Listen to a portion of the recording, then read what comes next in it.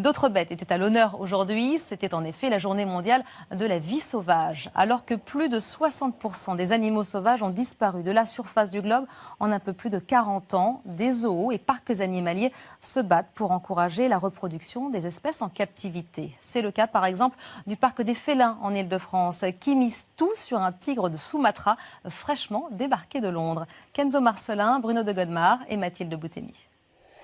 Voici JJ et voici Isha, un mâle et une femelle issus de la même espèce, des tigres de Sumatra. JJ vient d'arriver dans ce parc zoologique pour une mission bien précise.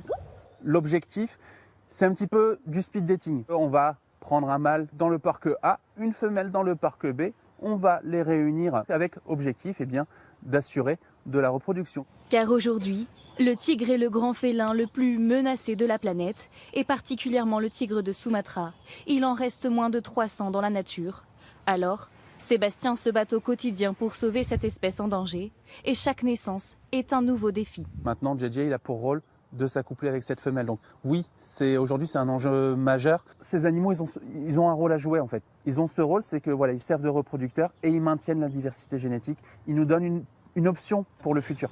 En maintenant une population d'espèces dites captives, les zoos conservent une réserve génétique précieuse en cas d'extinction. Bien évidemment, il faut faire les choses correctement. Il faut reproduire à bon escient.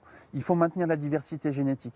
Chaque reproduction est gérée de façon scientifique et rigoureuse. Et cette rigueur a permis à Adeline d'être récompensée de son travail avec une espèce déclarée depuis 2000, disparue à l'état sauvage, l'Oryx algazelle. Un jour, on a reçu un message de la coordinatrice de l'espèce au niveau de l'Europe qui nous demandait si une de nos femelles pouvait partir sur un projet de réintroduction. Alors évidemment, on a dit oui. On est extrêmement fiers, extrêmement heureux de se dire que notre travail ici en parc a servi à faire en sorte que cette espèce disparue soit de nouveau visible et vivante à l'état sauvage.